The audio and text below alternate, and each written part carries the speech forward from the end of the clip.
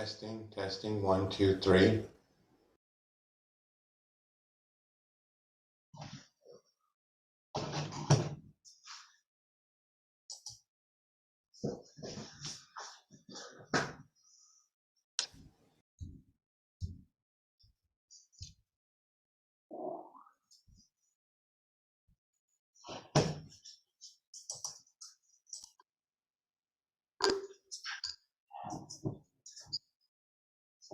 Hello, testing.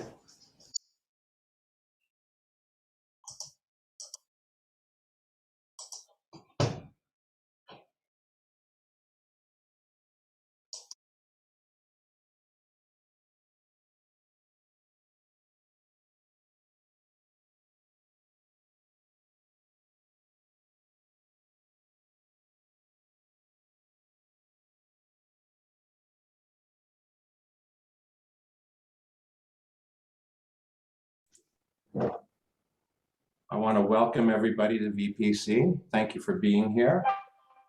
And let's all wave to the YouTube channel. And for those of you that don't want to be seen by the YouTube channel anymore, you should turn off your video. And let's begin this show. Tell it to do that.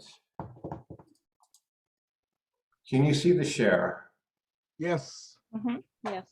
Yes. In the play. Yes. Nevermore. That's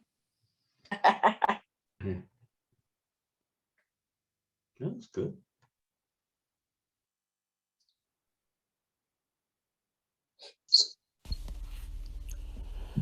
Good evening.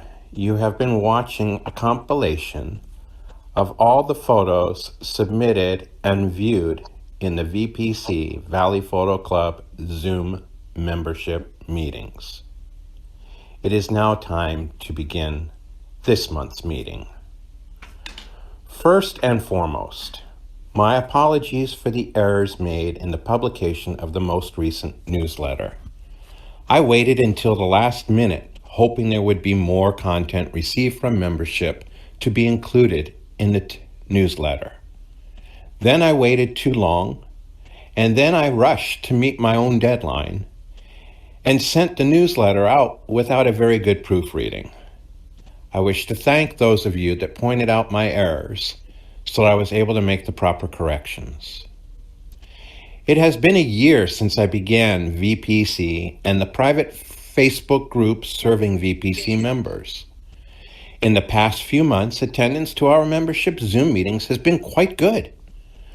But even so, I get the feeling that VPC Zoom meetings have ran their course. Once welcomed and needed during the worst of the pandemic, no longer does that appear to be so. The purpose of the meetings was served, and I feel they are no longer embraced as much as they once were. So, it is with some reservation that I have decided to discontinue the membership Zoom meetings in the format that we have become accustomed to. Instead, I will arrange for live webinars on the fourth Tuesday of the month for those interested in a more personalized learning experience while being able to meet live with an instructor and other members of VPC to attend and share during these live sessions. Our club sponsor, Hunt's Photo and Video, and other sponsors that I have been developing relationships with over the past several months should be able to provide some very good and educational webinars for us to attend. I will continue to moderate and admin the Facebook group page.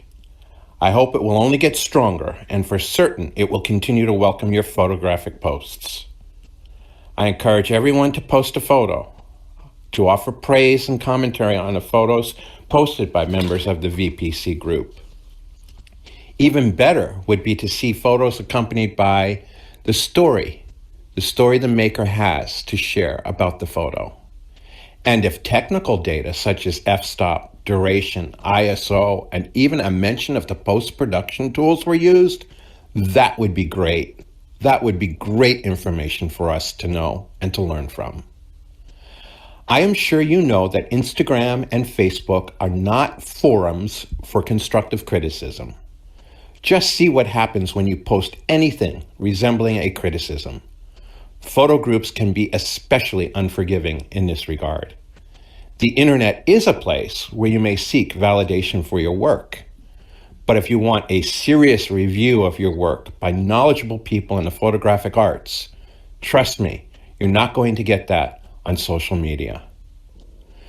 Going forward, I may announce photo opportunities which may be of interest to some of you.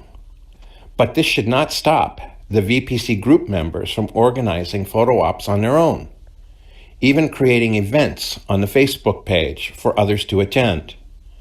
I do hope you will find someone to share your outings with, and that you continue to learn from one another the craft of photography. Please be creative and do keep the fun alive. I look forward to joining you on some of your planned photo walks. I've met some really nice people through VPC Photo Club that I would not have otherwise met. We have become friends, and we share photography as a common interest.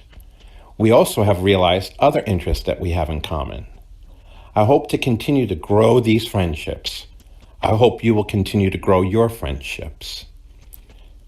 Frankly, and not likely politically correct for me to say, I've also met some people I wished I had not. But that is okay. It happens this way. It's normal in any club. Some of us clicked, and some of us formed cliques. That experience was good for all of us. We grew from that experience. Thank you for your support of VPC. Tonight, Lloyd Delany will speak to us and demonstrate on post-processing workflow using Lightroom. Lloyd has also prepared a document which I will email after the meeting to those whose email addresses I have on file. This month, we have 15 photos to see. I will play a short video compiled of those 15 photos. After the video completes, I will begin by announcing the title of the first photo and then each photo thereafter. There will be no scoring tonight. Commentary from the maker of all the photos is encouraged. Commentary, be it praise or constructive criticism, from you is encouraged throughout this entire meeting. This meeting is being recorded and it will be posted to YouTube. Please keep that in mind for the duration of the meeting. Thank you. Let's begin.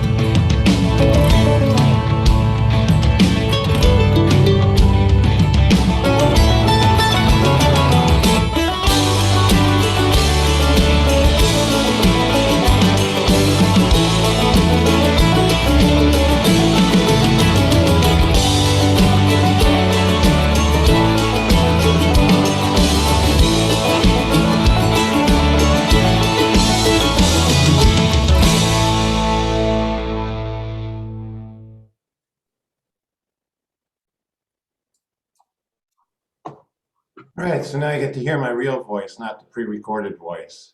How you guys doing tonight? Okay? Good. Good. Good. So we're going to start with our first photo titled, "Are You Talking to Me?" Begin to share again. Are you talking to me? That's adorable. It looks so sad. That's great. Oh, that's great. I like the expression a lot. The maker of the photo is present. The composition is fun. I like it that he's just ever so slightly off center because of the tilt of the bird's head. But yeah, the eyes are so sharp.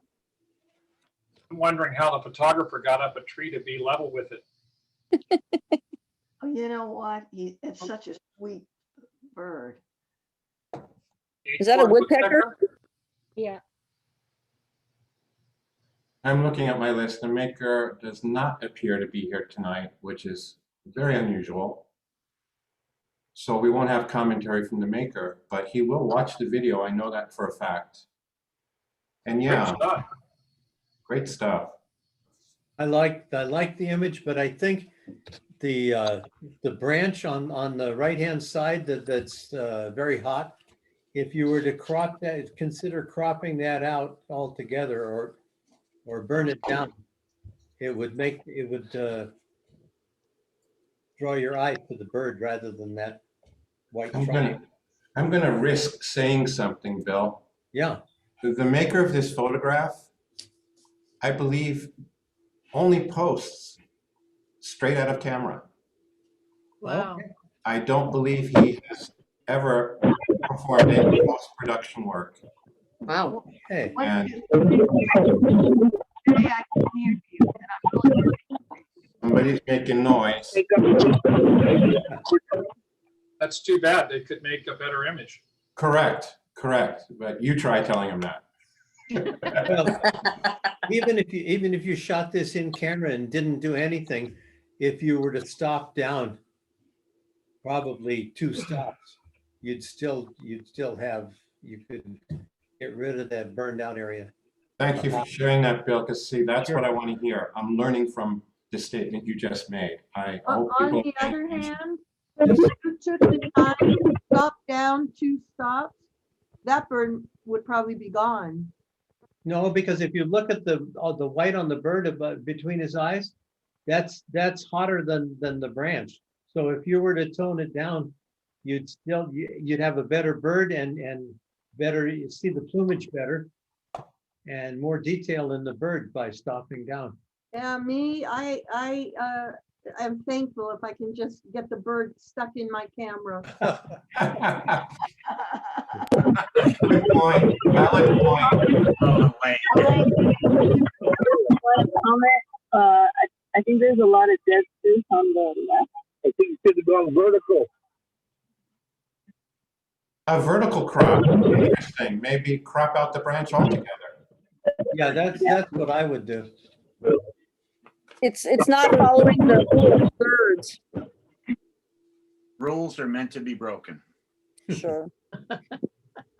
Yes, absolutely. This is creativity. In the old days, at the beginning of this club, I think you have all witnessed me go into crop mode now and crop it vertical and listen to your suggestions. But I'm going to resist from that as much as I'm wanting to do it. I'm going to resist from that. Bill, you've made some really, really good observations. It is a little bit hot above the beak. It's a great photo, though. Oh, yeah, absolutely. I want to know if we should be following the rule to expose to the right, or if bringing it down 2 stops is underexposing ever so slightly and allowing you to manipulate the photo in post-production.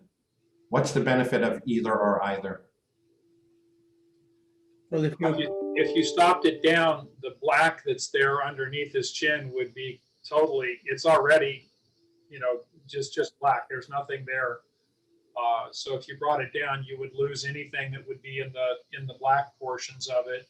And again, in post-production, you could take care of all those things rather easily with with the brush. yeah, and it's evident that this was shot as JPEG because of the the blacks being, there's no data or no texture in the blacks, which is indicative of a JPEG. So, If you cropped out the branch or the tree, done. then you have no distraction. Exactly.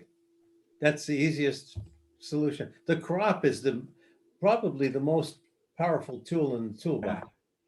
I can't help myself. I want to crop. I would almost leave the branch, but I would have to work on it and burn it in a little bit. And, Exactly. you know, the branch is a nice thing. Yeah. Now we have a portrait of a bird. Yeah, I like that a lot. Yeah, Oh. that's stronger. Yeah, That's- that's good too. A lot. And you have the rule of thirds acting on it now, sort of. Whoever did that, it's great. I did that. By a show of hands, because I think you that are viewing can see most of the audience as well. By a show of hands, just raise your hand next to your head. Do you like this crop? I do. I can only see 6 A people. lot. All right, we don't care how many you can see, just the raise of hands helped. All I right, I like, want to move on to the next photo, if that's okay with That's everybody. good crop. Well, Good it's crop. 20-something people that couldn't see my hand if I raised it. oh yeah, you can't you? Theoretical Clyde's, here. Okay. Clyde's eating. That's a What bunch eating? of hay. Clydesdales. what the hey? I couldn't do a thing to it. What the hey? What the grass? So. I'm not going to crop this photo. It's No. a, oh, come on, right down the middle. That rock has got to come. Oh, Don't no. crop it. Twins. They're cute. That the processing on this is really cool. Thank you. The black and white, That is, yeah. just a little bit of brown, I think, is in it, or yellow. But then the color horses makes the horses really stand out. Can I get That's the what I'm phone number of the going hairstylist? I like the symmetry. The vignette really works for me. I also like your position where the hill shows up over the top of both horses. Yeah. Thank you. It doesn't, it creates an even continuous background. Yeah. Do we give it a yeehaw? I like them. Hey. A lot. Hey, The rock in the center, to me, that's distracting. If it was taken out, I think the picture would look a little better. I do like the idea that for the color pop or whatever it is, that the horses are in color and everything else is black and white. But it makes it more It natural. does make the horses stand out, but I'm not too sure about that. I believe that's a rock back there. It is. Oh, I hear somebody say go black and white. I would like. Bob, you black didn't try that already? Because it looks more natural. It doesn't look like it's as post-processed.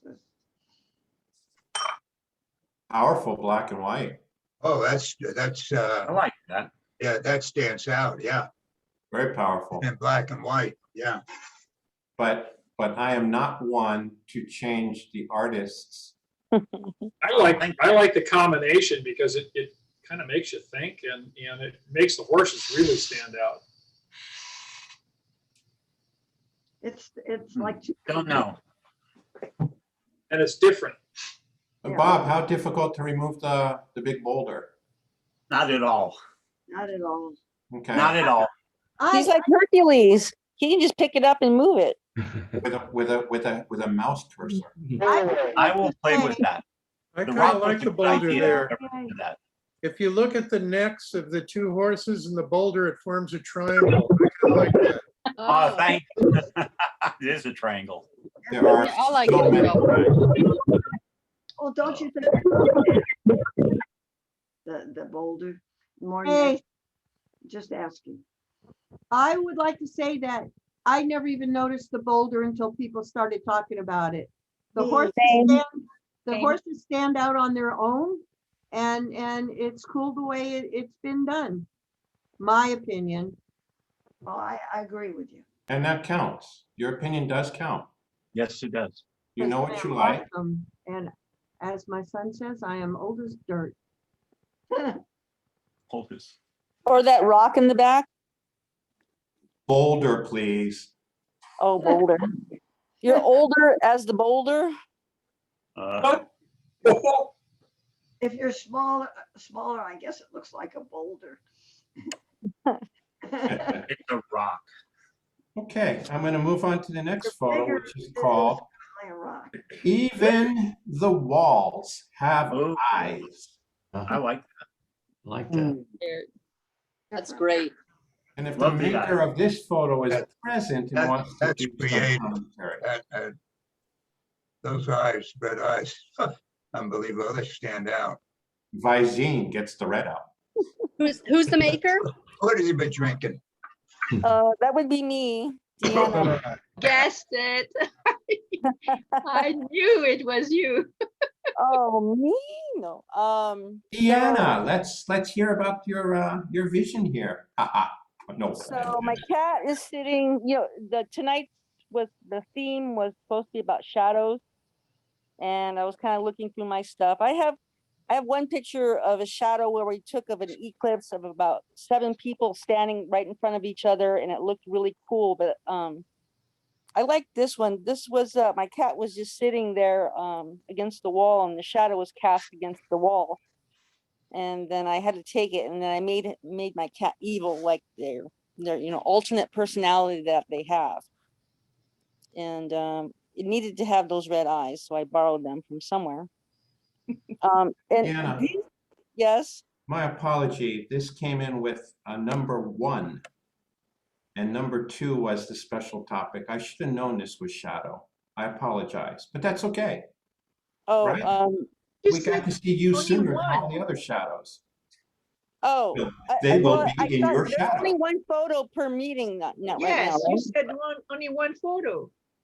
Yes, that is correct. There's only one photo. Open is number 1, and special topic, you number it number 2. Oh, well, okay. Anyway, particulars, but so basically, this was for my mobile phone. I took the picture, and late at night, because I'm bored or something, or it's quiet, then I start just manipulating pictures, and then they get born. So I think one of my favorite apps I like to use is like Snapseed, I think, It's a good one. and just a few other things. So I run them through about 2 or 3 different apps, and then this happens. And like somebody would say, well, how did you do it exactly? Well, you'd have to go on an adventure with me, and it depends on like 3 in the morning or 4 in the morning, depending on what kind. It's like if you're drinking all night, you hear, this is what happens. Who knew? I'm getting to bed about 3. Do you think you can arrange a 1:30 in the morning meeting? Yeah, sure, right? Here we go. I'll be there. And this cat could be your moderator. He's watching over you. Oh, yes. And like I said before, all the other shadow entries are going to be in your shadow. Ah. And our next Hang contender. on. Jay, I just have a question. Hi, So please. when I'm looking at the shadow of the cat, I mean, I'm seeing some texture there, right? Which at first I didn't realize it was just a shadow, because I actually thought that it was a picture of the cat. I thought I could see the fur and, well, maybe not the nose, but just kind of above that. Oh, So is wow. that something that you did with Snapseed, or is it just because of the texture of the wall? How did that come about? I think that could be the texture of the wall, because I didn't, I did not incinerate my cat to get the texture of the fur against the wall. So it must be the wall's texture. All right, cool. Yeah, thank you very much. Very, very creative treatment. I enjoy it. Yes. Yeah. Yes. Thank you. Tile, fun. baseboard, wall, and cat. I like your title better. And our next photo is titled Ice. Before we discuss this, I'm gonna have to go. It's really been a pleasure meeting you people. I hope to meet you in person when we go out on our photo shoots, and it would really be nice. And we'll catch you next time. Very much looking forward to that. Thank you for joining us. Remember, you can watch the rest of it on YouTube. What's the gentleman's name? Because I can't see it. Bill. And my name is William. Hi, William. Yeah, you. what you see, what says on the. Oh, let's not talk Zoom about it. thing. I Let's have not- yeah. my own in. I didn't put it in yet, so Okay. it'll show my It name. won't show, it will Next not one. show on But it's YouTube. been a pleasure talking to you. I got a lot of information on this, and I'm happy I joined. And hopefully I can meet you all in person when we go on our photo shoots. So, Yes, sir. hey, have a great week, and we'll catch you again. Thank you, Bill. All right, Thanks for thank being you. here, Bill. See you later. See you on the Facebook page. And this photo is titled Ice. I see. That's what it is. So cool. Yeah, I like the warm colors as well, and the juxtaposition with the cold ice and kind of Yeah. like, you know, also in color. Yeah, that's kind of really cool. Where was that ice? Is it in a can or? I Like a recognize that glass from my home in the late 60s. Wow. Hey, I Yeah. still have some of those glasses, kind of like. Wow. But it's a finished drink because you can see the dregs on the bottom, and they didn't even share, you know, so that's not fair. That's not fair. I can do something right now. But I like the beveling of the glass. It kind of adds to it, I guess. And then you have the lines inside the ice that you can see, like, so it kind of adds different soft bends and curves alongside the lines of the ice cube. And there's some bubbles trapped in the ice cube. Yeah, yeah. I like it, and I would have taken it if I had seen it. Is the maker here to speak of their photo? Yes, What was the inspiration? I loved iced coffee. And this is actually a new glass. It's not an old one, but I also love the bevel type. I love reflection, and I'm just always taking pictures of coffee. I don't know why, but I love it. And Okay. yes, this was the bottom of the drink, and I'm amazed at even ice is kind of fun to photograph, and I'm always surprised what I get. Next time you will share with us, yes? I'm not sure how, but I'll do my best. We'll have a Zoom drink-a-thon. That's Drink, right. drink, drink, drink, drink. A Zoom drink-a-thon. That will become a reality next year, I'm sure. And our next photo. Manhattan Beach Pier. Mm. It would be great to be Uh, in that water right now, though. I'll tell you that. That's a lovely picture. I like the water, and I would imagine that is a timed photograph or a long exposure. Yeah, I'd like to know how Yeah, long that an was exposure. that was a 4-second long exposure. So I was just thrilled that I was able to actually get that, because I could never figure out how to get the long exposure photo. So that was actually the first one that worked for me, and I figured out the trick to it was ISO. So so yes, I was just very proud of myself. I personally like the green color there. The rest of it, I know it probably needed some work, but this is actually, believe it or not, this is actually unedited. So this is how it No, came out. I like how it's white, and the only colors that you see are the green or the blue in the back and the brown of the pier. Mhm. So I think that adds character. It looks like it draws your eye towards the color. Yeah, there's some really nice pinks and magentas that are really light in the sky, and then the front part that are being reflected back. It's really lovely. Thank you very Did much. you handheld? What brand was your tripod? Tripod Manfrotto. There we go. Dorota, you said Uh-huh. this was unedited, straight from the Yeah. camera. Uh-huh. It's really nicely done. My only comment would be if you had the raw version of this, Yeah. you could probably recover more colors from the sky. Yeah, that's what I'm thinking. You know, That's, it was just kind of. that's the only thing. Yeah. Mhm. Yeah, and I think maybe also in the water you'd be able to Yes. see more. But yeah, I was just really happy that it kind of worked for me. So that's why. But yeah, thank you very much. Daughter? Uh-huh. Was it handheld? Sorry, say was that it again. Held.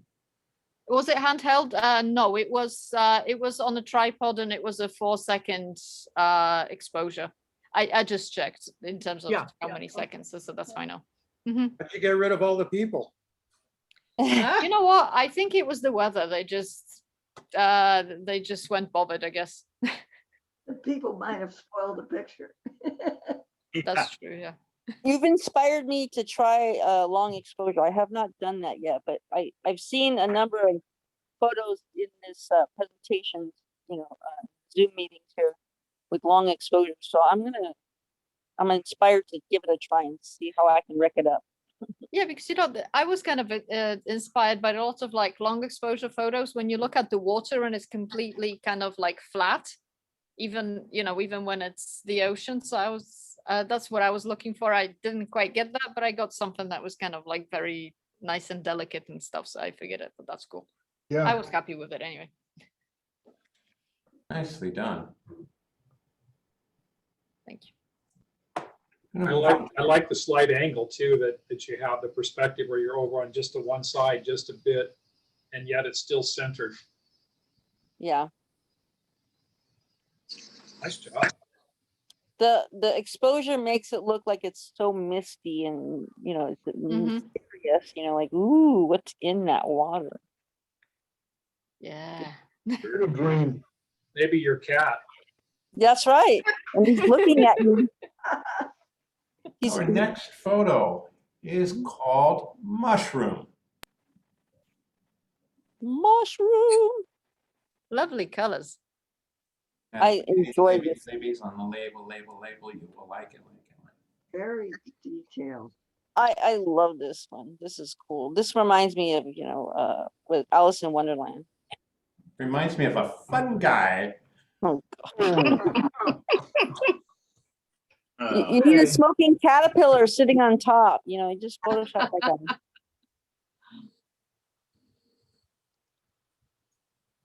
The colors are nice. The texturing, you can see the underneath of the mushroom and the bouquet in the background. Bokeh.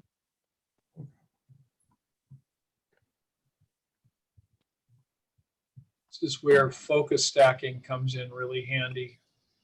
It's so hard to get the front portion of the first mushroom to be as sharp as that kind of toothy looking white stuff underneath that one. That's really in great focus. It's just so hard. It's so hard to get depth of field when you're that close. Actually, it's not. If you look at Mike Moats is one of the foremost macro and close-up photographers in the United States, and he's got tons of YouTube videos. And before I had focus stacking, if you shoot this at f/22, this is obviously shot at a wider aperture, probably f4 or a telephoto lens, and you can't get it all in. But if you were simply to stop down to f/22, it would all come in. It's amazing. Bill, Mike Moats talked to our group a few months ago. Yeah. And guess what? He only shoots in JPEG. I know. He will never shoot in RAW. I know. And Uh, he shoots at very small apertures Correct. rather than focus stack. He'd rather just get it all in one shot. Is there a 2-word or 2-sentence definition for focus stacking? It's multiple images where you take multiple images and change the focus as you go into the image. The plane of field. Change the And then- focus on the plane. Deanna, Do you merge them later? Exactly. Yes. Exactly. it's like a CT scan. Ah, So you It's just like a focus on CT the- scan where you get slices of focus and then Exactly. you put them together in Photoshop, and Photoshop has a way of aligning each of the images, and then it will pick out the sharpest portion of each layer. And it'll composite them so that you end up with a really sharp image.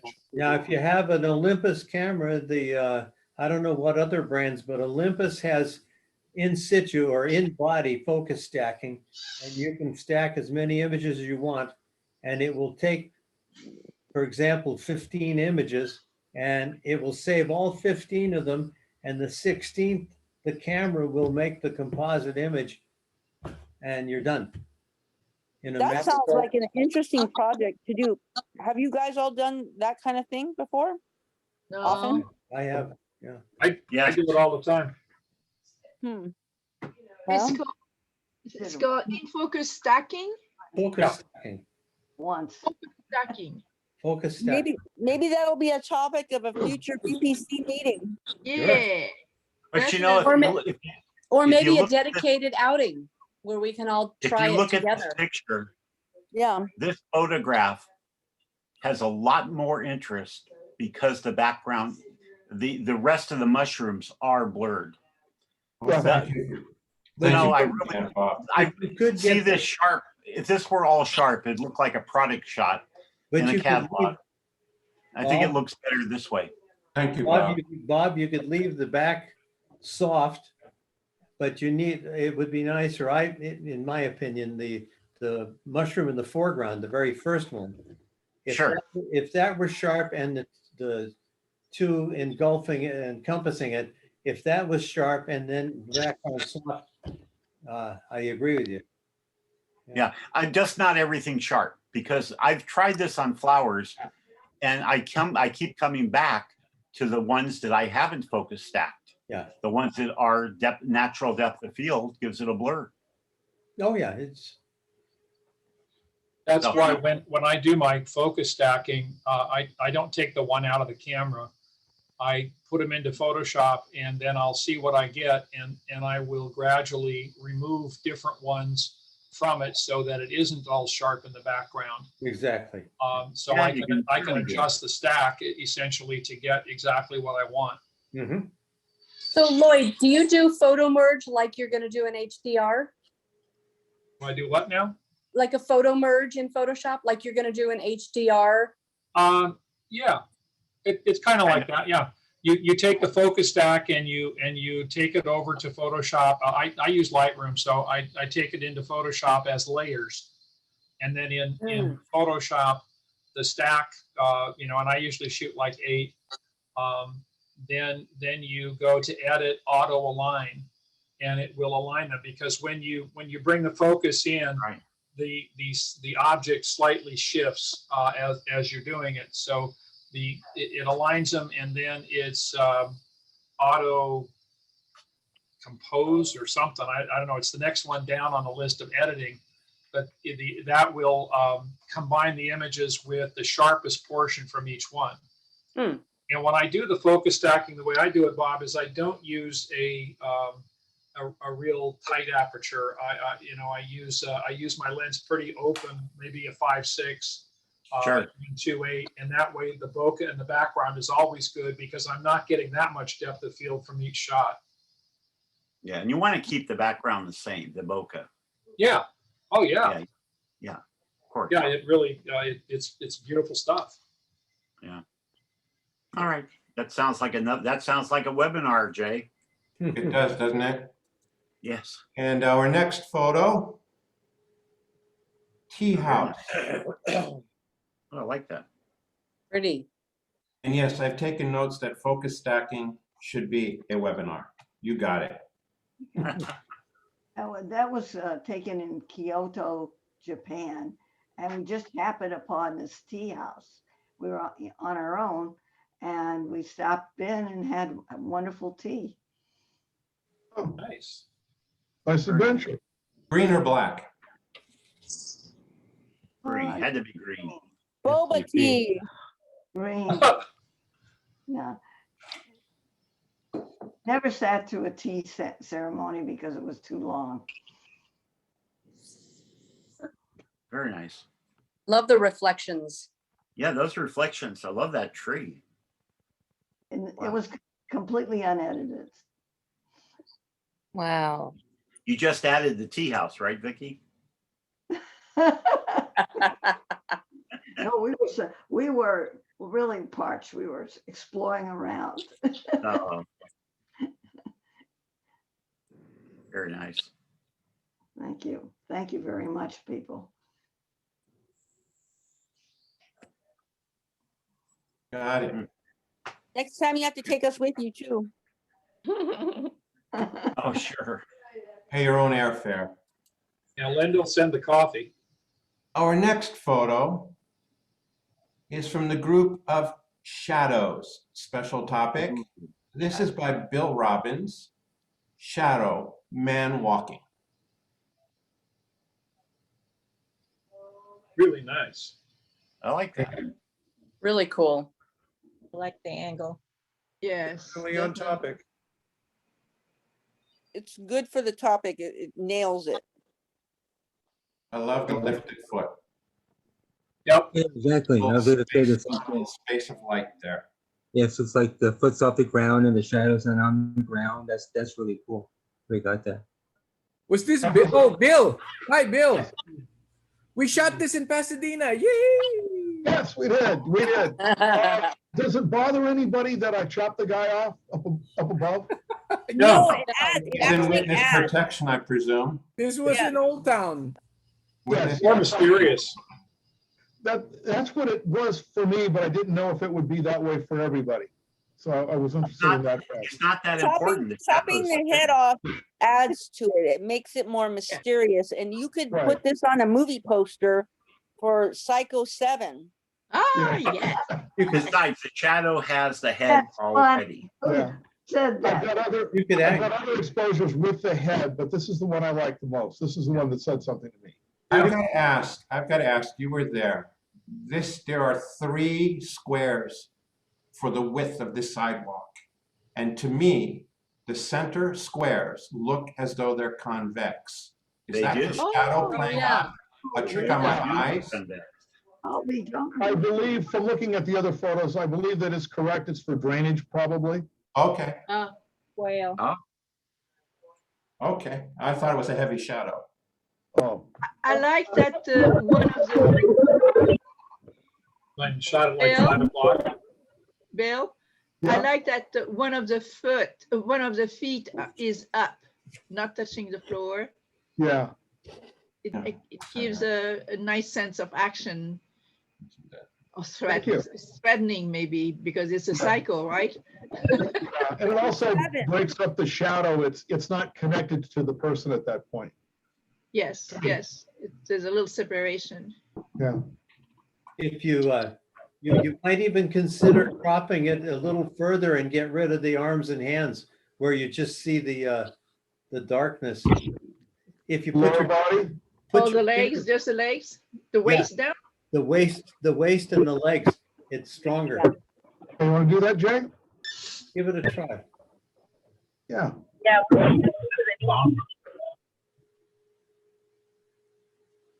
There you go. This is interesting. Yeah, Oh, yeah. Ah, much That's Yeah. fine too. ah. Yeah. I like that. Can you try it to the knees? Beg your pardon?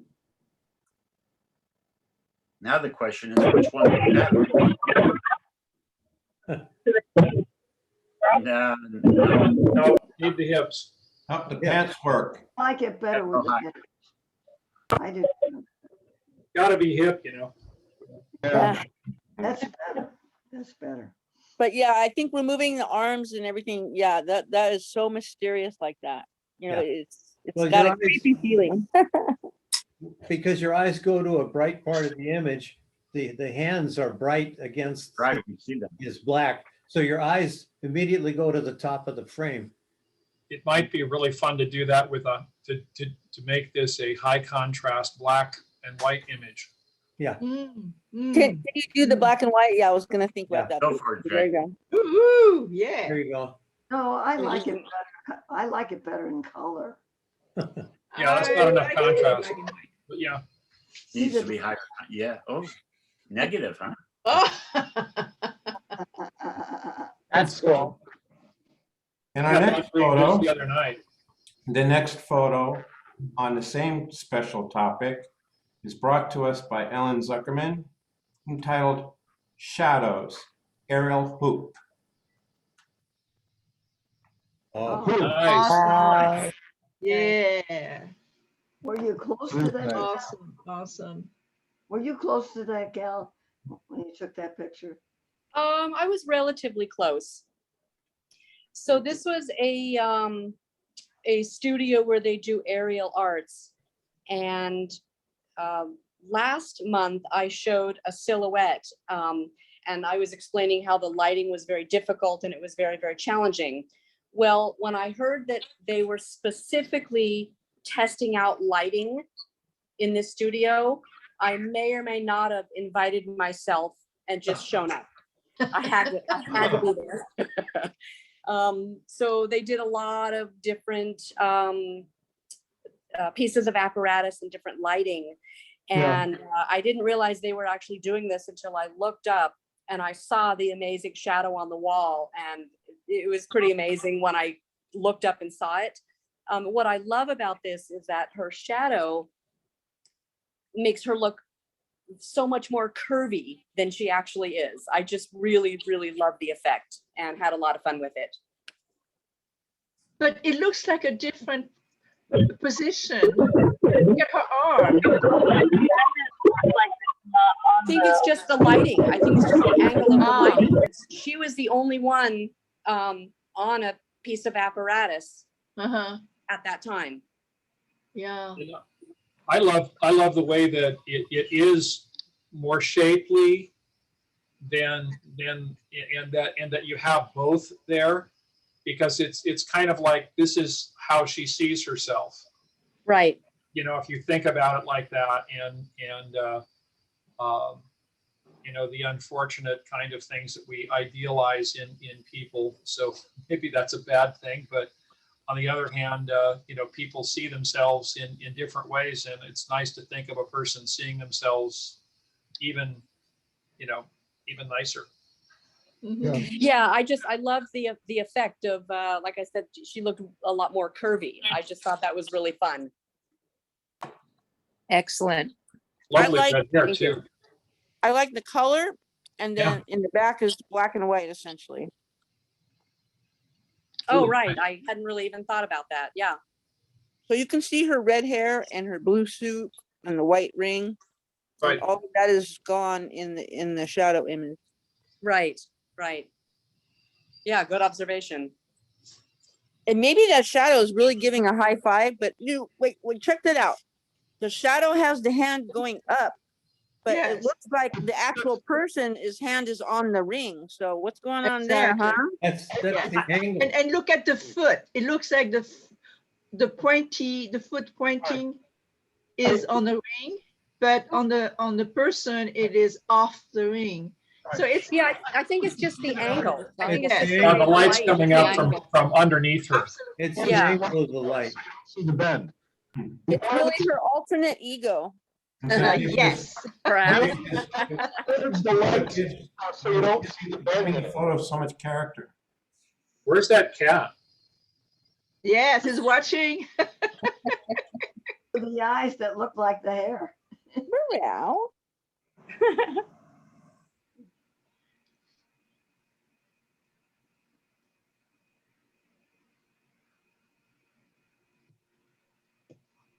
In our next Wow. photo, awkward pause there.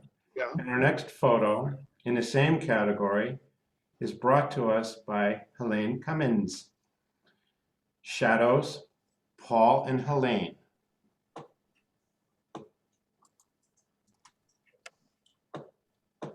Yeah, guess which one it's me. Anyhow, I took this picture downtown and Paul is what, 6'2", 6'3", 6'4", and then there's me. And I liked it, but then I messed with it with Topaz and Photoshop, and it was a while back, so I don't remember any more than that. I got the numbers though.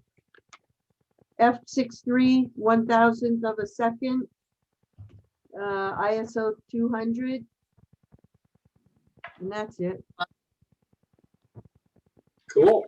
It would have been just a white or a gray bottom. I did that, what is it, threshold? I don't know, I don't remember. I like the little flares of pink. It's kind of cool.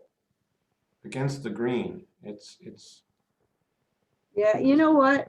If I remember correctly, I used Topaz Studio and they have all kinds of presets and I just started playing with them and that's what I got. one way of being creative. You guys are on stilts. Is that how you get around town? Yeah, we're not on. Yeah, I was gonna tell you, Elaine, you have very long legs. I know, that's the real me. Yes. I probably have a backpack on, that's why I look as heavy as I do. But we know I'm really thin with long legs. Oh wait, that's my daughter's.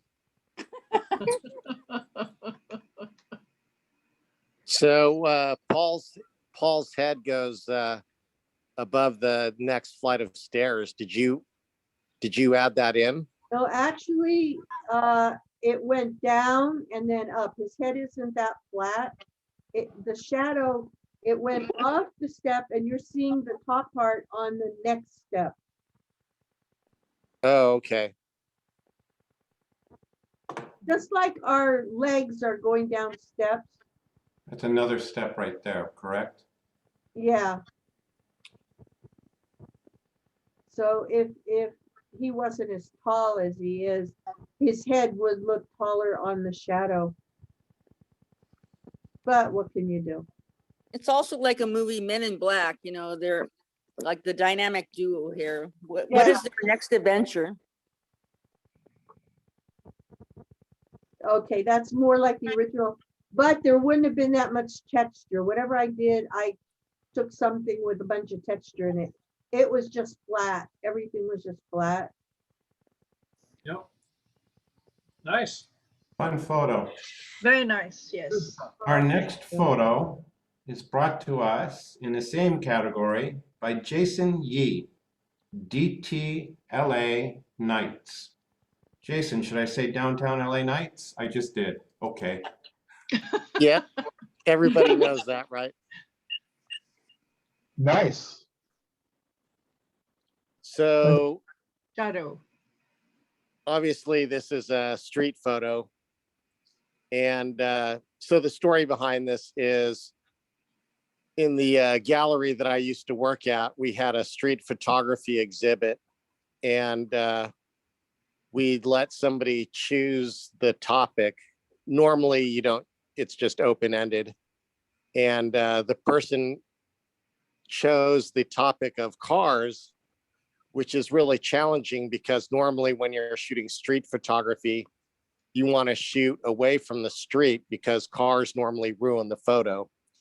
So I had no shots of cars and I went out like all afternoon and all evening to try to find something. And when you do that, everything seemed forced. And so it's literally the end of the day and I thought I was going to have nothing.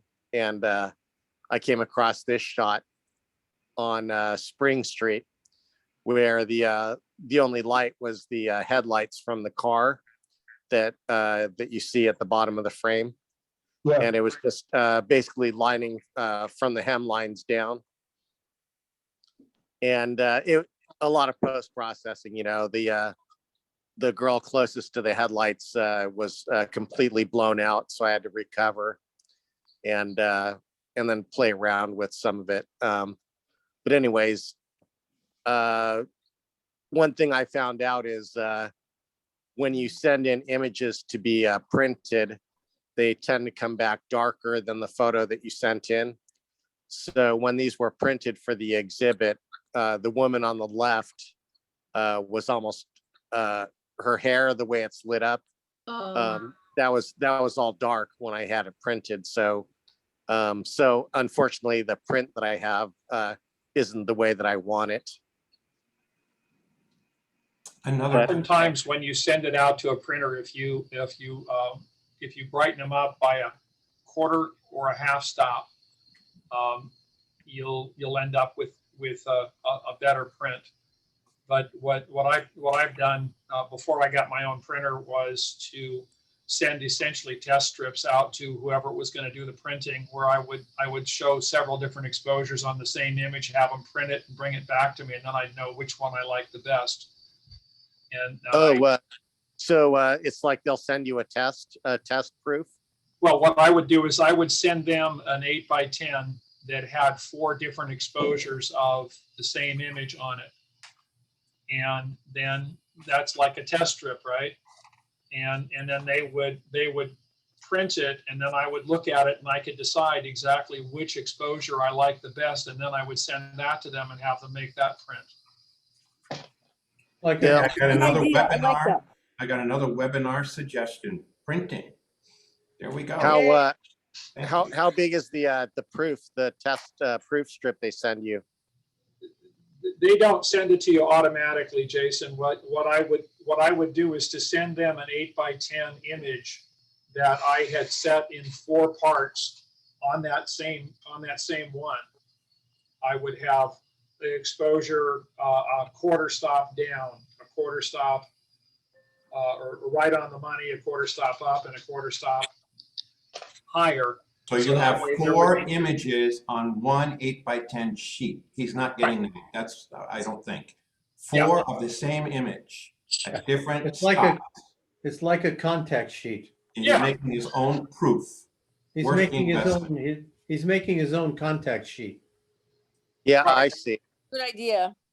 Any more commentary on this photo from our members? Yeah, if you want to have your prints tested like Lloyd is suggesting, and you don't want to go to the trouble of making a sheet with all the same image on it, you can simply do what he says, change it by a quarter or a third stop from negative to neutral to positive, say 1.5 stops in either direction, and then just have them print 5 or 6 5x7s, which are, cheap.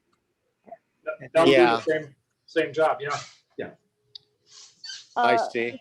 I like this image because it only lights up a small amount of the area, and you're not exactly sure what that person is doing in the trunk, like they're hiding the body. Yeah.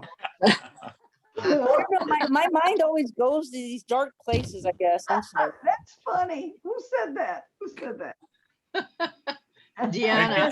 Deanna. They happen to be preparing for a drive-in movie. Yes, let's hide in the trunk like I did when I was a kid. I think I see Deanna's cat right behind her there. I like the different levels. You see first the back of the car with the legs of the lady on the right, and then you discover the lady on the left. You see her legs, and then your eyes go up to her hair, which I think it's nice. Your eyes move through the picture. See the face here? That's not the hair, no. Do you see the face? Okay. And our next photo is following the same theme, shadows. It's brought to us by Jim Swavely. It's Getty Stairs. Oh, that's cool. interesting. And Jim is here. Wow. Yeah. Well, I took that, a lot of you folks probably don't remember, that's a shot on film. And I scanned it. I don't shoot film anymore. But basically it was up at the Getty and I noticed the shadows. And I looked through my old pictures and this one kind of stood out on the topic of shadows. It's one of the few that I have taken where the shadows are actually the subject.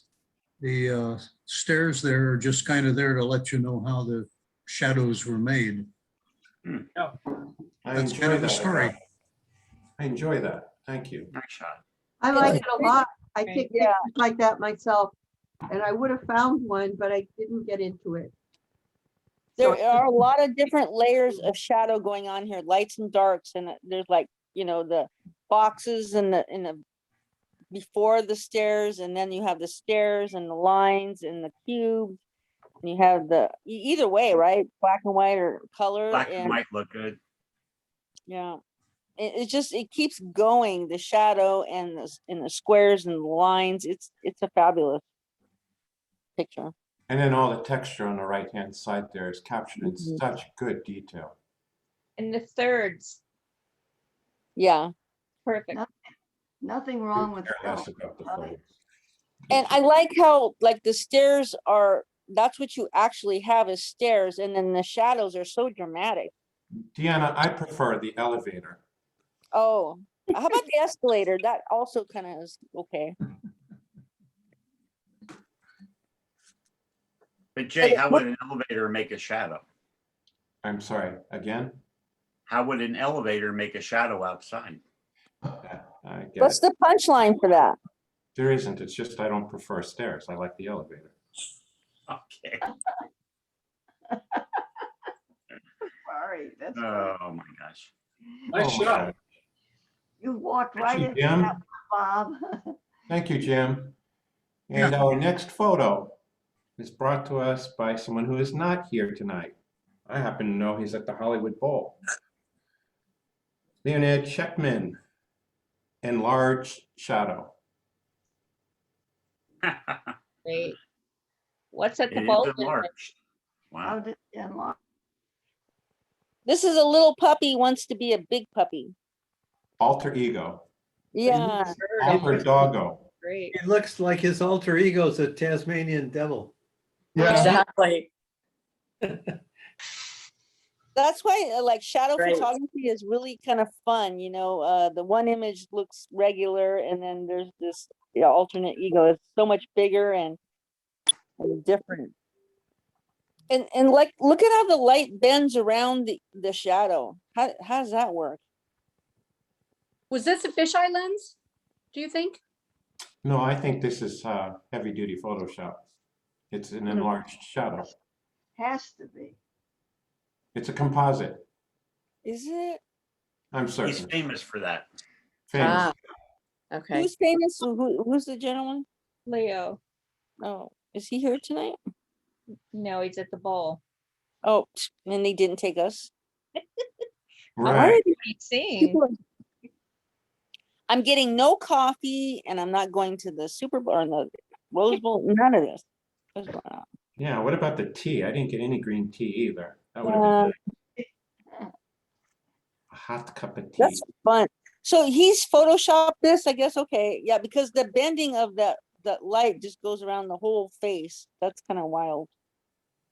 Yeah, he distorted it. He's very well known for his composites and for his Photoshop work, and his attention to detail is, I think, off the chart. I like that when he does manipulate things, he gives things that didn't have a shadow, and he's very precise. Plus, he travels the world, and we get to view where he's been, which has been Yep. great too. Yes, and you'll see on the Facebook page, you will see he did some things with the trains at the Travel Town. He put lights on them. He put them in the tunnel. Fantastic. He's Yeah, done some really fantastic. awesome Photoshop work there. And I'm going to bring us to the next in this category, brought to us by Lloyd. Special topic, shadows. Very original title. It's even hard to read. Read the shadow notes. I love that one. Nice. So, I want to be in that shadow. so this is along the ocean, of course. It's a sun. This happens to be a sunset, and in color, it's brilliant. Oranges and yellows and all that sort of thing going on with it. But I wanted to play with the shadows, and so I worked on the rocks, worked on the sand, worked on the sky, and just did a lot of minor tweaks with brushes to bring out or reduce the amount of light so that you could see the different kinds of shadows that are there on the rocks. And I tried to create a lot more depth in the image by adjusting the tones, and it worked pretty well, I think. I have a question. Yeah. Do you use ND filter on that? Did I use what? ND filter? Yes. Neutral density. Yes, I used a neutral density filter and a nice long exposure. Not too long though, because I didn't want to get Jay upset with having milky water. Hey, Lloyd. Yeah, you Lloyd. can do that in your photo club, not in mine. Yeah. So how many stop was that? I think it's 4. Okay. Lloyd. Yeah. Did you realize that you have 2 complete images here? If you split it down the middle, if you cover the top, you've got the sand with the rocks above it. Right. And that's an image. And then if you crop the other direction, you've got an equally impressive image. You've got Lloyd, I told you one photo, Lloyd. That was the rule. It didn't occur to me, Bill. They're to do there. that. There's one of the things that I did do that I kind of like. I wouldn't have done it until I saw Chris Broughton talk about how to create more depth in the image. But from where the sun is coming straight at you to where it comes to the rocks in the center and the sand, I lightened the water just a little bit so that it leads your eye right to the sun. And, but it's really subtle. Yeah. But it's great. It's Yeah, just it's so terrific. small, and your eye goes right there. Yeah. But you've got a 2-for-1 there. You got a 2-for, huh? Yeah. It's beautiful. Well, thank you. You said you use brushes. Are you brushing in Lightroom or Photoshop?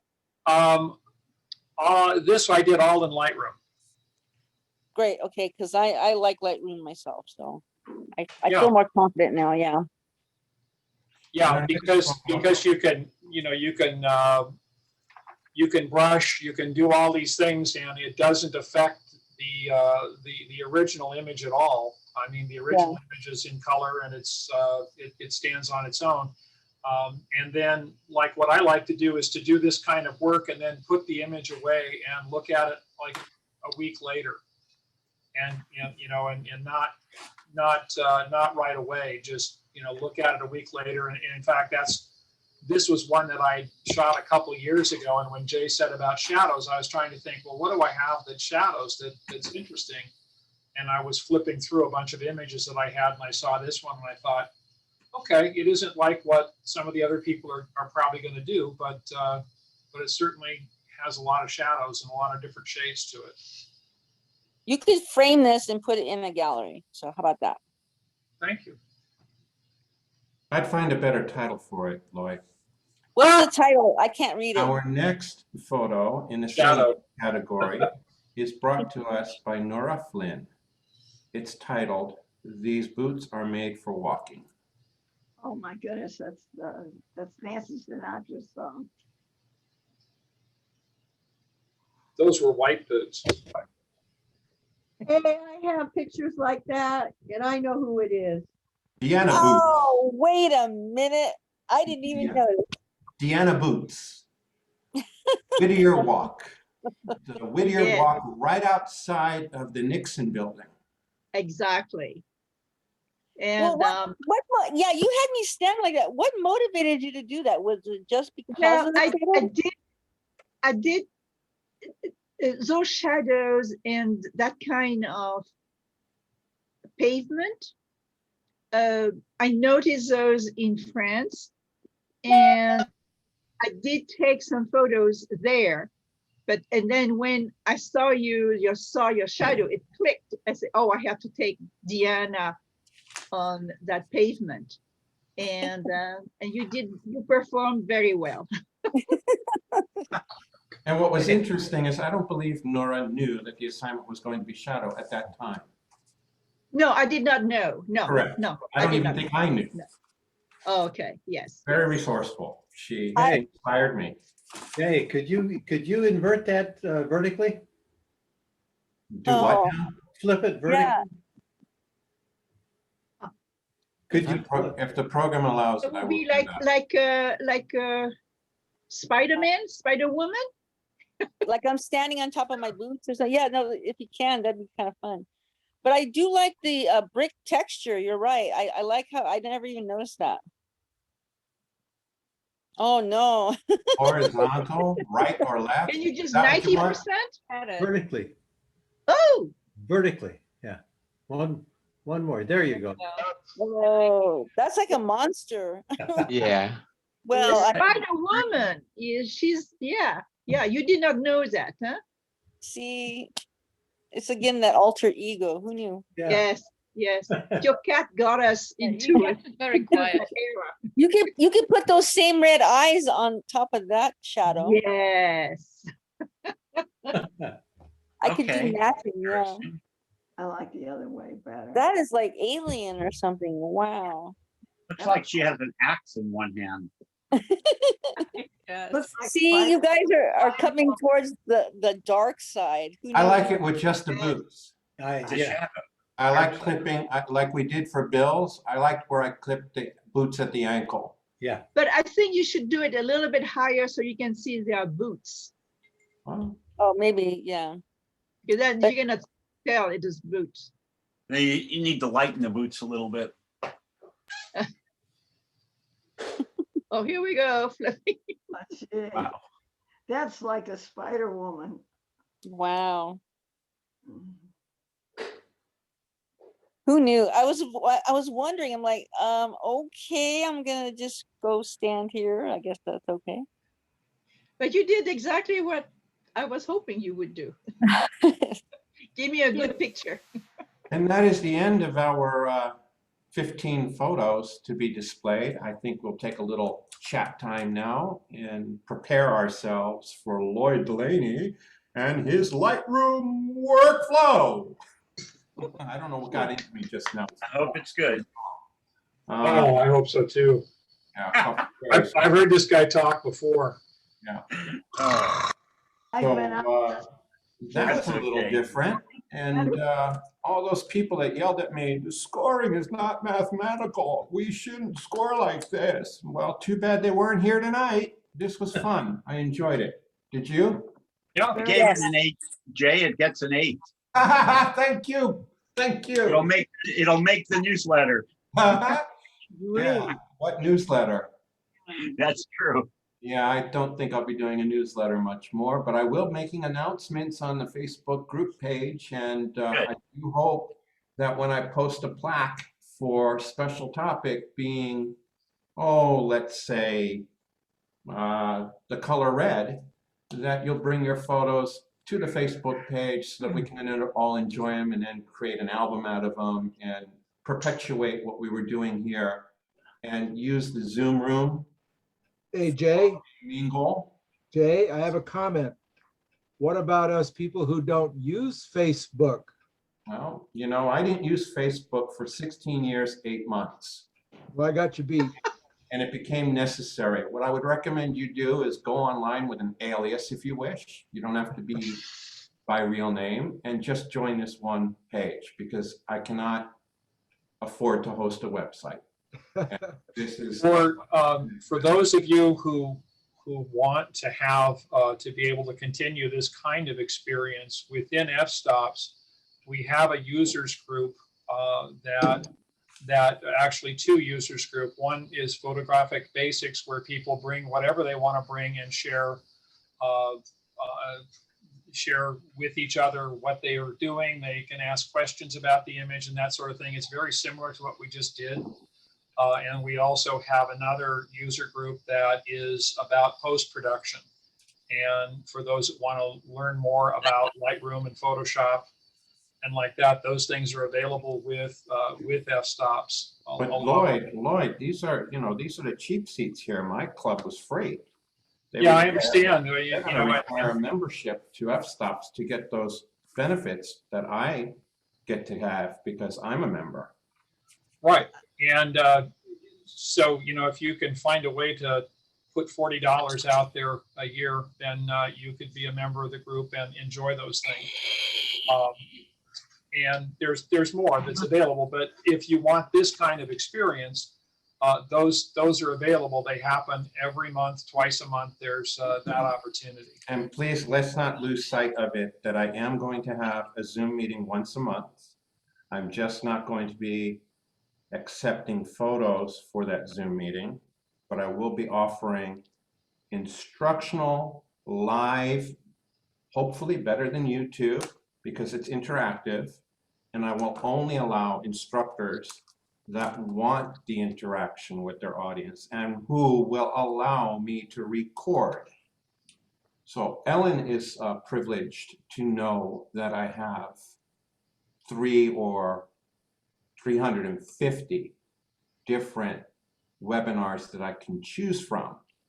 And if only 30 of them will follow what I want to be the guideline, meaning recording is okay, and meaning interaction is okay, well, that's enough for close to 3 years. So I'm happy with that. And tonight, focus stacking was a topic. It really was. And to learn more, that's one of the items on the list. And printing tips and embellishments and enhancements and what kind of equipment if you want to do it at home and where to farm out to, that's also a very good webinar topic.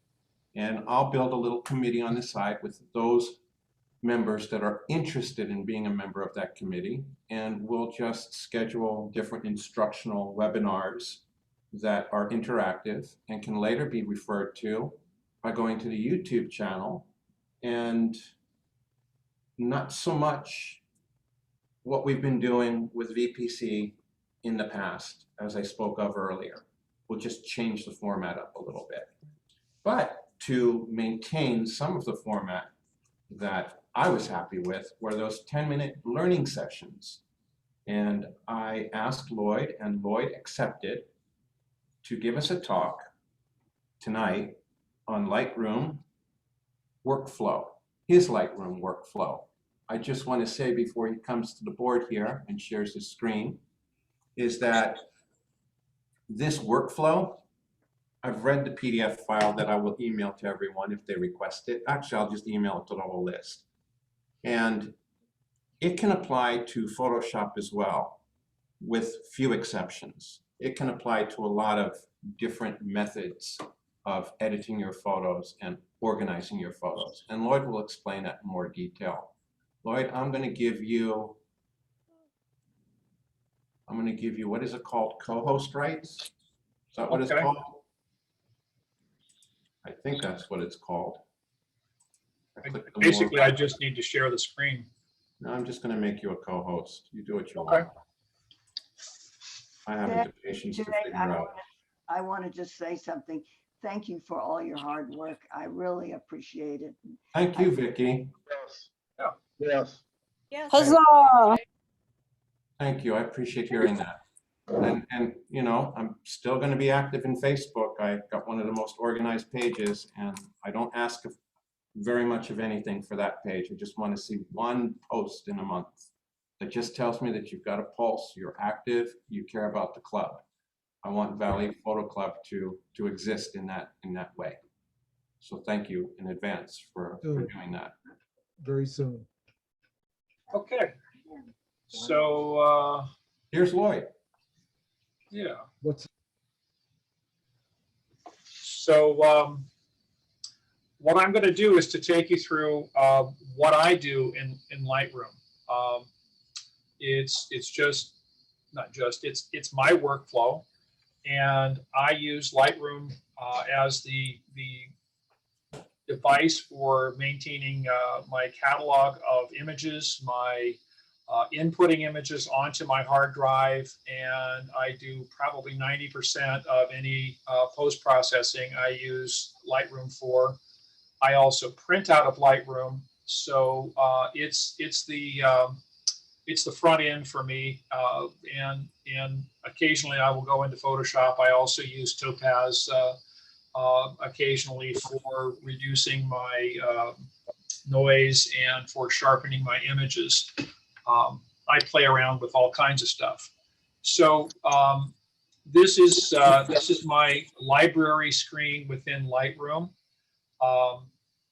and so in Lightroom, the first thing that I do is get my card out of my camera, and I like to just take my card, pop it into the card reader, and I have Lightroom set up so that it's the preferred application that's going to work with photographs when they're entered onto my system. You set that up in preferences, and I have given you the information of how to do that in Lightroom if that's the program you're using. So what's happening right now is that I put my card in. It says it's an untitled card. DCIM is the folder that Olympus puts the raw images into, and these are the 6 images that are on the card. So my basic workflow starts with, and I'm going to take this out of the way because it's distracting me. Okay, so Quick question, is that Lightroom Classic? yes, Okay, Lightroom thanks. Classic. The other version of Lightroom CC, is a very light Lightroom product, and I don't like it. This is a way more robust product. Okay, so I shoot all my images in RAW format, giving me complete control over the data that the camera collects in Lightroom. And so I have them right now set up so that the left portion of my screen shows where I am bringing it in from. The center shows the images that I want to bring in, and they're all new photos. I'm going to be copying them, and I'm going to be copying them to over here on the right side, my Macintosh hard drive. Actually, it's a separate hard drive that I have on the computer, and I've set it up for a folder called Photos and 2021. So all the photos that I take, when I bring them in, to the year, a folder that is for the year, and then within that folder, I have Lightroom automatically put them into a folder for the date that they're being brought in. That way, I immediately have all my pictures in chronological order on my drive. I can find them real easily. I also like to build smart previews, which allows me to work with the images in Lightroom a little more quickly when I'm wanting to work with them in the develop mode. Some people like it, some people don't, but I do, so that's what I do. I always do the keyword for the location where I was shooting. Okay, in Lightroom, you can have as many keywords as you want. In this case, my house happens to be in North Hills, and so I have a keyword already set up in Lightroom for North Hills. And when I put it into here, in this fashion, all of these images will be given the keyword of North Hills. And that means that now I have, I've designated the time that the images were taken or the date, and I've designated the location of the shoot. So two of the main things that you need to be able to find your images later, I'm taking care of immediately as I put them into my system. Okay, the next thing that I do is I just click on import. And so what's happening is that over here you can see that the machine is copying and importing my images. And it will create smart images in a moment. It does it really fast when you only have 6 images. And so now these images have been imported and they've been copied. They are copied onto my hard drive so that I can now remove the flash card, my little compact disc. I can put it back in my camera, and typically the first thing that I do, either before I shoot or before I put my camera away, is I reformat my card. That way it's ready to have only new pictures on it when I go out and do the next shoot. And I always format the card in the camera so it matches up, it syncs up with the camera in a very nice way. The next thing that I do is I use Control or Command A to select all the images. And then once I have, let's see if it actually did it. That would be nice if it did. I'm not seeing it work. Command A. Okay, now it did. Thank you.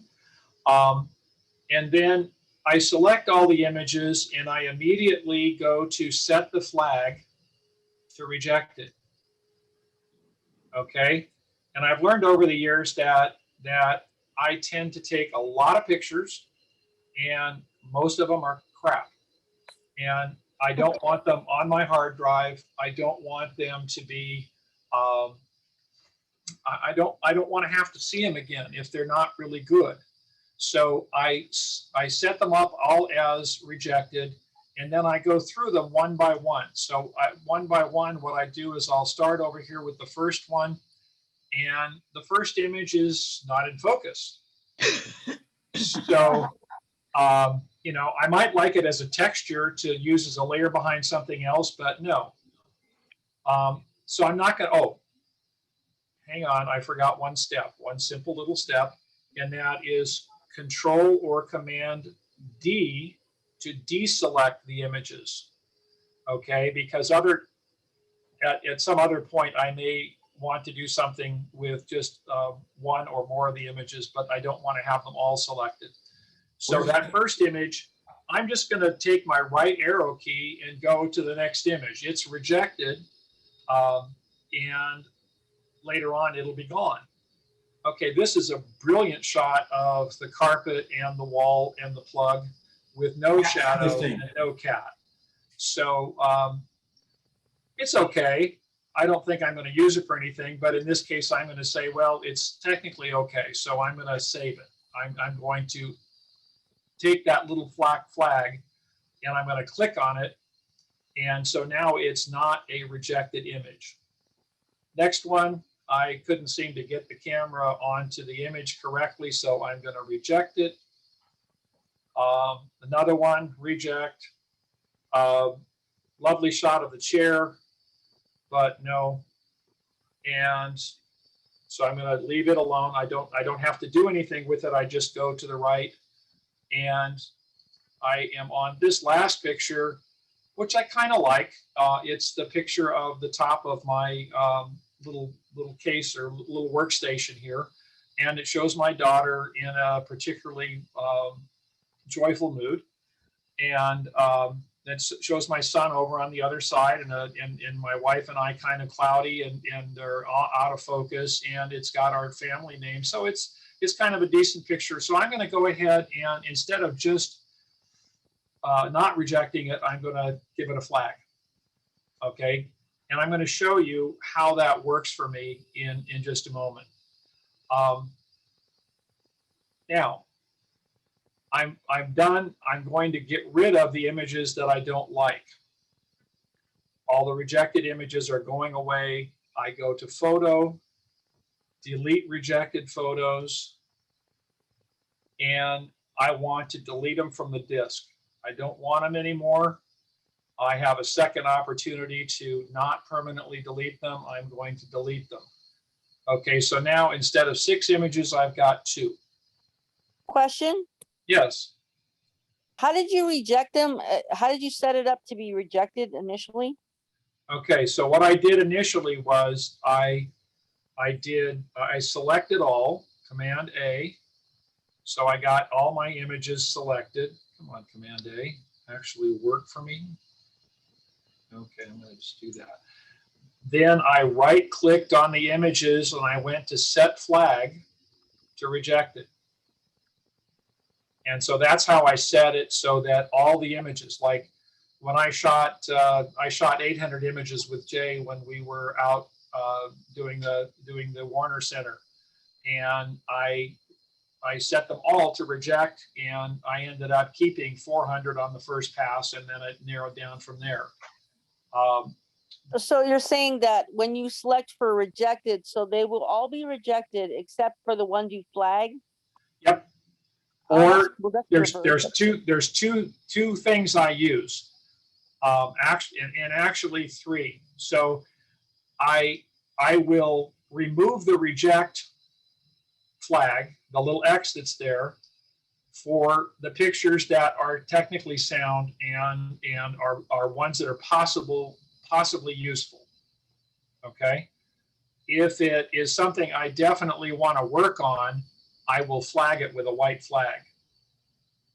Okay. If when I'm going through it, I go, I will give it a star. Okay, because I know that that's a winner. My socks just fell off, and I definitely want to spend my time working on the best of the best images. Okay. So got it.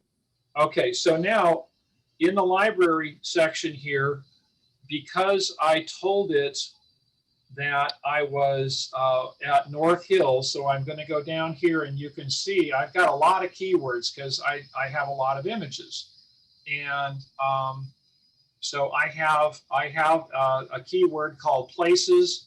Within places, I have all kinds of places that I've been, because I like to be able to say, well, I shoot at the Long Beach Aquarium a lot. Not that much. I've only got 56 pictures, but when I go there, I will always flag it as being a Long Beach picture. In this case, what I did when I put North Hills as a keyword, when I imported it, put North Hills as a keyword in all of into all of those images. So it automatically gave me that.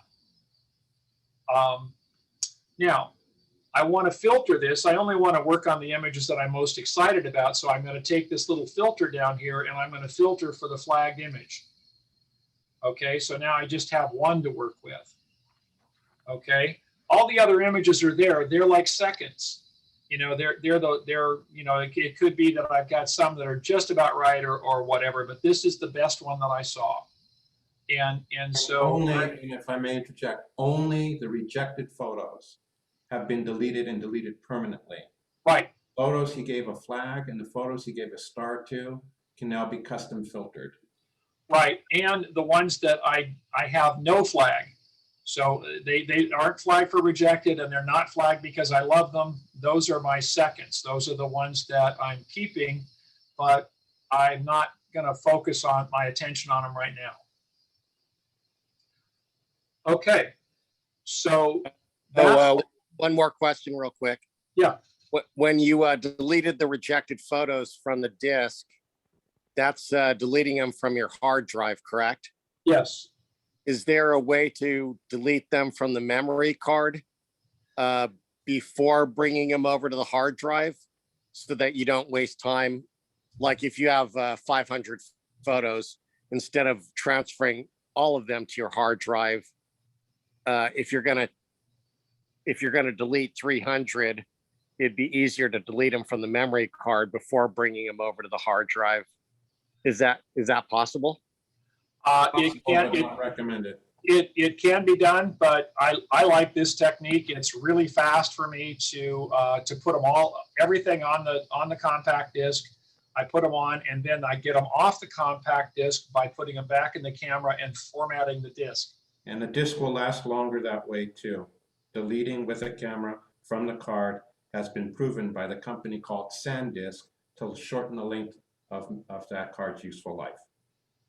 Okay, so it's better to just keep all the photos and then format it after? Correct. Yep. Okay, good to know. Please go on, Lloyd. We're coming close on time. Okay, so then the next step on this would be, I'm just going to introduce the develop window. And in the develop window, on the right-hand side, you have a histogram. You have your basic ways to adjust things that you can do in your Lightroom session. And you have tools that you can use to make these adjustments. The first adjustment that I always make is I hold the shift key down and I double click on blacks. And if you watch the histogram, you'll see that it shifts over to the left just a little bit. So now it lightly peaks the blacks. I do the same thing with the whites. And what ends up happening is it spreads the histogram just a little bit in this case. In some cases, it'll spread the histogram out even more. In some cases, it won't do anything. Question, Lloyd. Yeah. You are holding the shift key and double clicking the word blacks and whites. Yep. What is the difference between that and what I do? I hold the alternate key and move the slider on the black and on the white. Right. In this case, what I'm doing is I'm allowing the computer to adjust the histogram for me. And my holding the Alt key and moving those sliders is allowing me to visually see the mask. Yep. Is it essentially the same operation? You're controlling one, and I'm letting the computer control it on mine. Thank you. Got it. Okay. Now I can change it from this point, but this is just a way to get the histogram to spread across the whole spectrum. It's a quick way.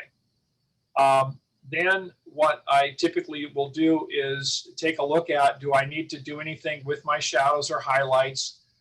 Since I'm basically taking pictures of pictures, I'm not going to monkey with that. If I can adjust the texture, I usually will adjust the texture on all my images about somewhere less than 20. My clarity, I'll bring them up to about 9 as a starting point, and I'll dehaze them just a little bit, and I'll look at what I've got. That's just a starting point. Okay. Now, basic tools that are available to you are certainly cropping. So the cropping tool is available. You can do healing, like for instance, to this white spot that's right here. I can click on it with the healing brush or the healing tool, and it will remove that spot, which is kind of cool.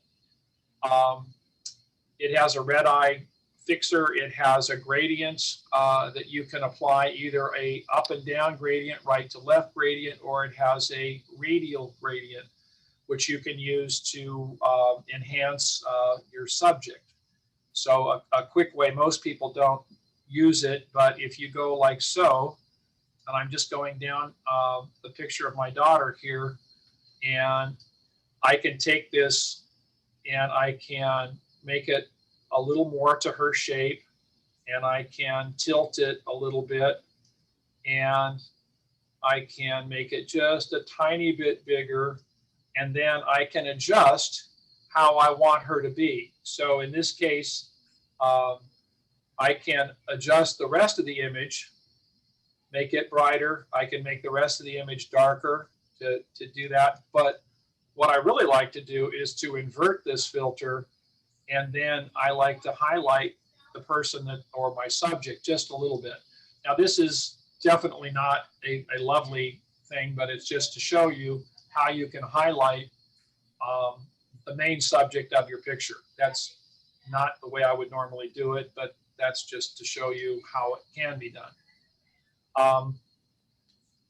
And I'm going to stop there. My basic workflow is that I wanted to make sure that you got to was how I used a library, because most people don't make use of that function. And for me in the library, it's so easy for me to go over here to the left side of the screen and say, okay, what year was this shot?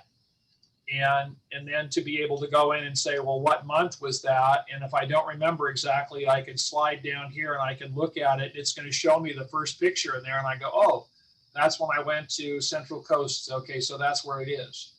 Or I can go to the other side and I can use keywords. Like if I want to see all the pictures that I've shot in North Hills, I can just click on that. And now I'm going to see all the pictures that I've shot at home. Show us the band photos you shot in Warner Park. Oh, I don't know. Let's see. Do I have those right? And while he finds them, I do need volunteers for 8/8 and 8/15. 8/8 is a 3-concert emerging artists. I can't do it alone. So it's more than just an ask. I really need someone to step up and enjoy it with me, please. Can't find Warner Center Park, can you? Let's see. I'm sorry, but I'm in the slow group. There we go. No place to type in the word? I didn't keyword that one. Okay. So now in this, I've got, here's one of the fellows from Robot Nature. Why did he do that for you? He didn't do that for me. That barefoot dummy didn't do it for me. Well, Jay, you know, you can't be everywhere. So in this case, I can use my filters. I've got 400 pictures approximately here. I can use my filters and say, okay, I want to see my 5-star images. So I click on the 5-star images, and now instead of 300 and some pictures, I've got 36 that I think are really pretty cool. And you know, then I can show those. And all. Did you have fun taking these photos, Lloyd? I had a blast. It was great. Weren't the band members welcoming and thankful and everything else? Oh yeah. Yeah, it was absolutely wonderful. I plan on doing another one with you at least. I know you are. I got you down. I got you. Okay, so does anyone have any questions? Okay. Hi, this is Dorota. I have a question. Maybe everyone already knows how to do that, but how did you actually set up the navigator to look the way that it does? So, like, you know, on the left-hand side, it has the dates and stuff like that, and then on the other side, it has the you know, the locations. How did you? Would you be able to walk me through the steps to do that? Well, I don't know that I did a whole lot of anything other than just use the program right out of the box. It's got on the left-hand side, you can either show the left-hand side. That I actually recognize. Yeah, now that you've moved up, I actually recognize the catalog and the folders. Okay, right. But then, like my right-hand side looks completely different. Well, that's because that's because I have a ton of keywords. So what you would see normally would be this little section up here. Those are the things that normally show. But then I have a lot of keywords because I'm a birder. Okay. And does it add it automatically, the keyword list, or do I have to do something to bring some gadget over to? You build that over time. You build your keywords. Okay, it automatically does that. Okay, cool. Thank you very much. And I think my my explanation, the PDF file, has some more information for you about that. Yes, it does. Okay, thank you very much. Okay, so good question, Dorota. Thank you. Yeah. So that's all, folks. Okay, so I won't use that to close my video today. I had little that's all, folks. I'm not going to use it now. Lloyd did it. Uh-oh. Nice presentation. Well, thank you. It's amazing how fast 10 minutes goes by. Oh my. Great. That was great. Really, Okay, very. really good workflow. Well, I thank like you. it. I like the thank you very much. reverse. For me, it's reverse thinking. You're rejecting photos. I have a little different workflow. I give anything I'm keeping a 1. I give anything I want to edit right away a 3. After I've edited a photo, I give it a 5. That way my filter list shows me photos that I have edited and I like and I'm proud of them. Then I can go to the filter list and go back to the 3s. I want to edit those 3s to make them 5s or downgrade them to a 1. And the difference there is hard drive real estate. Lloyd is faithfully culling his photos and throwing the trash out. He's taking it to the curb, it's gone. I am going to the store or Amazon and buying more hard drives. That's the difference. Well, I and don't the throw other it big away. difference, Jay, is that instead of having 150,000 pictures, I have 50,000 pictures. And when I want to find something, I only want to go look at the stuff that I think is worth my time. Right. And so by rejecting at least half my images right off the bat, and you know, usually we all know this. You go out, and if you get 3 good shots on a day, that's great. You know, if you got 5, that's wonderful. And if you take 1,000 shots and you get 20 out of that, that's great. So why the heck keep 980 pictures that you're never going to want to see again? You are correct. You know? Hi, Yeah. I'm Deanna Warhay. I'm a photo image hoarder. Yeah. A hoarder. Yeah, me too. Mostly because hard drives are so cheap now. I'm also a hoarder, but What about your time? It's a lot to sort through. It really is. What about your time? That's the thing to me. That's the reason I do it. It's not the hard drives. I don't care about that. And Lloyd, kudos to you for the keywording, because not only do I have 100,000 more photos than I need to have, I have no way of locating what I want when I need it. So it's even worse. But what you've given is you've shown your discipline in creating a very thorough keyword list. I work with computers all the time, and there's a saying, there's something that makes your computer faster. It's called cache or cache. And I think if you have too much cache or cache, you wind up with a filing system in cache that's so large you can't find what you want quicker. The cache was for the most recently used, but not being used right now. And your keyword system is so elaborate, it gives you time, it gives you granular control. You went to the city San Fernando Valley, and then you can look at that and you can choose that maybe this was North Hills. I'd like to see you demonstrate how you would find a photo. I don't know if you kept any from the time we met. For example, we met a fellow photog at Sepulveda Basin, and I don't remember the date that we did that. It was sometime last year.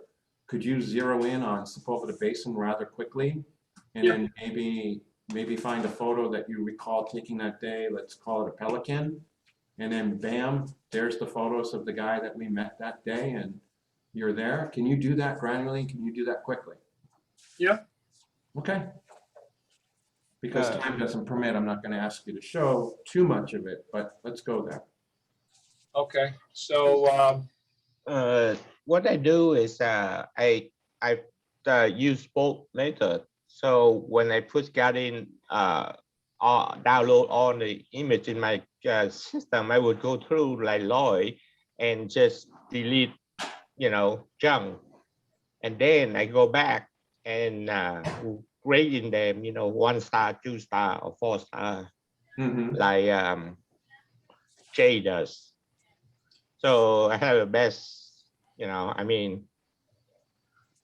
I really learned from Lloyd here that the rejection as the first step, setting that flag, is a tremendous benefit. Oh, I don't even set flag. I'm just select them and hit the delete key. Yeah. And when you hit the delete key, I don't know about the Lightroom, but in Photoshop, whatever that, Adobe Bridge, they would pop up with a little dialogue said, do you want to reject or delete? Yes. Yeah. So I usually just go delete. But Lloyd's method is faster, and my husband loves you for this one. Wait till I tell him. I've accumulated so many photos, and this is really the better way to go in my mind. Yeah, Thank you. I'm gonna try that. And So I unless I have another, another keyword or a date to work with, these are all in chronological order, and you can see that I've got 1,600 shots of Sepulveda Basin. So it would be kind of difficult for me to find it, but I do have the screen that's set here that would allow me to go through and find. Okay, so Osprey for another keyword, and then you're gonna get that down to. Right. So I could go to up here to birds, raptors, raptors, and then I go into raptors and say osprey. And it brings it down to 45 photos. Right. Right. That's awesome. So you're granular control, but I don't know if I would be able to create a word list like that. Well, I guess I could import my dictionary. The key thing to keywording is you start where you are.